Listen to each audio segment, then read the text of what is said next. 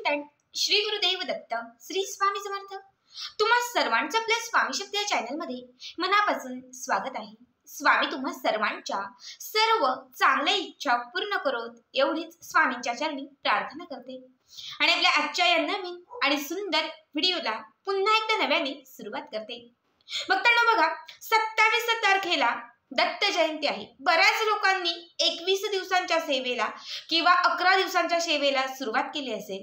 खरं तर उद्यापासून म्हणजे 20 तारखेपासून अनेक स्वामी केंद्रांमध्ये स्वामी मठांमध्ये गुरुचरित्र पारायण सप्ताह सुरू होणार आहे। बघा जे लोक 7 दिवसांच्या सेवेला सुरुवात करणार आहेत तर उद्याचा दिवस जो आहे तो विशेष महत्त्वाचा आहे, कारण उद्यापासून तुम्हाला 7 दिवसांच्या सेवेची सुरुवात करायची आहे। खरं तर गुरुचरित्र जे पारायण आहे ते 7 दिवसांचं पारायण असतं, मात्र त्याची जी सांगता आहे ही सांगता 8व्या दिवशी होते। बघा पारायण हे 7 दिवस बरोबर असतं, पण त्याची सांगता ही बरोबर 8व्या दिवशी होत असते। त्यामुळे उद्यापासून प्रत्येकाला ज्यांना शक्य आहे किंवा ज्यांनी ठरवलं आहे त्या सगळ्यांनी गुरुचरित्र पारायणाची सुरुवात करायची आहे। बघा ज्यांची खूप इच्छा आहे की ताई आम्हाला पारायण करायची खूप इच्छा आहे पण आम्हाला त्याचे नियम पाळणं शक्य नाही, मग ते खाण्यासंदर्भात असतील किंवा बाकी कुठल्याही गोष्टींमध्ये असेल की ताई आमची तब्येत ठीक नाहीये, फिजिकल आमची कंडिशन व्यवस्थित नाहीये की आम्ही हे सर्व नियम पाळून आम्ही इतका वेळ बसून हे पारायण करू शकतो, पण आम्हाला गुरुचरित्र पारायणाचं फळ हवं आहे आणि आम्हाला त्याचे लाभ हवे आहेत, आमच्या इच्छित मनोकामना पूर्ण व्हाव्या असं वाटत आहे किंवा दत्त महाराजांची कृपा आमच्यावरती प्राप्त व्हावी असं आम्हाला वाटत आहे। यासाठी आम्हाला दुसरी एखादी सेवा सांग किंवा दुसरा एखादा उपाय सांग। तर आजच्या या व्हिडिओमध्ये मी अशा भक्तांसाठी एक सेवा, एक छोटासा उपाय घेऊन आलेली आहे ज्यांना गुरुचरित्र पारायण करणं शक्य नाही। बघा गुरुचरित्र पारायण खरं तर याची तुलना कुठल्याच ग्रंथाशी किंवा या पारायण हे जे पारायण आहे याच्या इतकं याच्यापेक्षा मोठं हे कुठलंच पारायण आहे। गुरुचरित्र पारायण हे प्रत्येक स्वामी भक्तासाठी त्यांच्या जीवनाचा अगदी सार असणारं हे पारायण आहे। खरं तर गुरुचरित्र वाचल्यानंतर किंवा गुरुचरित्र वाचत असताना तुम्हाला साक्षात दत्त महाराज अनुभूती देतात, तुमच्या इच्छित मनोकामना पूर्ण करतात, तुमच्या आळलेल्या ज्या काही इच्छा असतील त्या इच्छा पूर्ण होतात, तुमच्या घरात साक्षात दत्तगुरूंचा वास असतो, तुमच्या घरामध्ये साक्षात दत्तगुरूंची भ्रमंती होत असते। बघा हे पारायण जे आहे ते खूप महत्त्वाचं आहे, आयुष्यात एकदा तरी हे पारायण व्हावं। आता बरेच लोक नेहमी करतात, त्यांना त्यांचे अनुभव माहिती असतील, मात्र बऱ्याच लोकांना अजूनही हे पारायण करता येत नाहीये। बऱ्याच वेळा मुलं लहान असतात, बऱ्याच वेळा आपली प्रापंचिक कामं असतात, सांसारिक कामं असतात किंवा आपण नोकरीनिमित्त बाहेर असतो, व्यवसायानिमित्त बाहेर असतो, इच्छा खूप असते पण होत नाही, ताई जमत नाही। ठीक आहे, प्रत्येकाच्या गोष्टी अशा असतात की प्रत्येक वर्षी आपल्याला हे पारायण करणं जमतं असं नाही। आता माझीही मुलगी लहान आहे, माझीही खूप इच्छा आहे पारायण करण्याची, पण मुलगी लहान असल्याने मलाही जमणार नाही। तसं माझ्यासारख्या बऱ्याच लोकांची इच्छा असेल की आम्हाला करायचंच आहे पण बाळ लहान आहे, आम्हाला एवढा वेळ बसणं जमणार नाही। तर त्या प्रत्येकाने आजचा हा व्हिडिओ शेवटपर्यंत व्यवस्थित बघा, कारण अत्यंत एक महत्त्वाचा उपाय मी तुम्हाला सांगणार आहे। बघा उद्यापासून सलग 7 दिवस दत्त जयंतीपर्यंत तुम्हाला ही एक सेवा करायची आहे। तुमच्या घरामध्ये जो दत्तगुरूंचा फोटो असेल किंवा स्वामी समर्थ महाराजांचा फोटो असेल त्यासमोर तुम्हाला एक शुद्ध तुपाचा किंवा एक तेलाचा दिवा लावायचा आहे। बाजूला तुम्हाला 3 उदबत्त्या लावायच्या आहेत। लक्षात ठेवा 1, 2, 5 नाही तर 3 उदबत्त्या। जेव्हा तुम्ही ही सेवा करायला बसाल तेव्हा 3च उदबत्त्या लावायच्यात। मग तुम्ही सकाळी बसा, सायंकाळी बसा, टायमिंग तुम्हाला एकच ठेवायचं आहे। सगळ्यात आधी संकल्प करायचा आहे की माझी ही इच्छा आहे किंवा जे काय असेल तुमच्या मनात ते व्यक्त करून मी 7 दिवस न चुकता दत्त जयंतीपर्यंत ही सेवा करत आहे, माझ्याकडनं ही सेवा घडून घ्या, माझ्याकडनं अधिकाधिक सेवा करून घ्या असं मनोमन मनापासून तुम्हाला तिथे व्यक्त करायचं आहे आणि त्यानंतर तुम्हाला या सेवेला सुरुवात करायची आहे।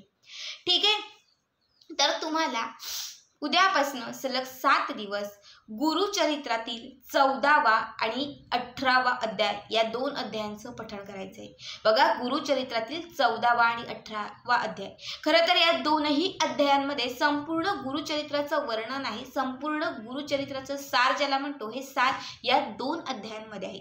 बघा एक छोटीशी कथा सांगते तुम्हाला। ज्यावेळेस दत्त महाराज होते त्यावेळेस एका धर्मग्रंथात सांगितलेल्या कथेनुसार ज्यावेळेस दत्त महाराज होते त्यावेळेस त्यांचा एक भक्त होता, निस्सिम त्यांची भक्ती करायचा, त्याचं नाव शंभो म्हणून होतं। तर हा शंभो महाराजांची खूप सेवा करायचा, मनापासून सेवा करायचा आणि त्याची खूप इच्छा होती की आपण कधीतरी गुरुचरित्र पारायण करावं। तो जेव्हा जेव्हा हे पारायण करायला लागायचा किंवा जेव्हा त्याची इच्छा असायची त्याच्या आयुष्यात काहीतरी अडथळे संकट यायचे। कदाचित महाराज त्याची परीक्षा घेत असायचे, पण त्याला ते कळत नसायचे. तो सर्व प्रापंचिक कामं सोडायचा, घरामध्ये मुलं आजारी असायची किंवा काय, ते सर्व सोडून तो फक्त गुरुचरित्राच्या मागे पळत होता. कारण त्याला वाटत होतं की गुरुचरित्र जे आहे तेच सर्व आहे. पण महाराज त्यांची परीक्षा घेत होते. आणि एका वेळेस असं झालं की तो पारायण करायला बसला. पुन्हा घरामध्ये अशीच विघ्न संकट यायला सुरुवात झाली. मग तो दत्त महाराजांना भेटला आणि दत्त महाराजांना त्याने सांगितलं की मला गुरुचरित्र वाचण्याची खूप इच्छा आहे, मला गुरुचरित्र वाचायचं आहे, मात्र अडथळे इतके येत आहेत की हे पारायण माझ्याने होत नाहीये. मला हे गुरुचरित्र जे आहे ते पूर्ण पठण करायचं आहे, याचं सार जे आहे ते मला मिळवायचं आहे. आणि त्यावेळेस दत्त महाराज त्याच्यावरती हसले आणि दत्त महाराजांना म्हटले की तू सगळ्यात अगोदर तुझी प्रापंचिक कामे कर, तू सगळ्यात आधी तुझी घरची जबाबदारी सांभाळ आणि मग त्यानंतर तू आमच्या सेवेला सुरुवात कर. त्यानंतर शंभूला म्हणजे दत्त महाराजांच्या भक्ताला आपल्या दत्तगुरूंनी सांगितलं की तुला पारायण करण्याची इतकी इच्छाच आहे ना, तर ठीक आहे, तू गुरुचरित्रातील 14वा आणि 18वा अध्याय यांचं पठण कर, तुला संपूर्ण गुरुचरित्राचं फळ मिळेल. आणि मग तो तिथून गुरुचरित्रातील 14वा आणि 18वा अध्याय जो आहे तो सलग 7 दिवस वाचत होता, मनोभावे तो वाचत होता. आणि 3च दिवसात त्याची जी इच्छा होती ती इच्छा दत्त महाराजांनी पूर्ण केली. त्याच्या आयुष्यात 3च दिवसात चमत्कार घडायला सुरुवात झाली. आणि तिथून अशी मान्यता आहे की संपूर्ण गुरुचरित्राचं जे सार आहे ते 14व्या आणि 18व्या अध्यायामध्ये सांगितलेलं आहे. त्यामुळे ज्यांना गुरुचरित्र करणं शक्य नाहीये तर त्यांच्यासाठी स्वतः दत्त महाराजांनी दाखवलेला हा मार्ग आहे की तुम्ही माझ्या ग्रंथाचं 14 आणि 18व्या अध्यायाचं पठण करा, तुम्हाला संपूर्ण गुरुचरित्र पारायण केल्याचे लाभ मिळतील. आता याचे नियम काय आहेत तर बघा, शक्यतो नाही मी सांगणार तुम्हाला की या 7 दिवसांमध्ये जसं गुरुचरित्राचे आपण नियम पाळतो ते पाळण्याचा प्रयत्न करा.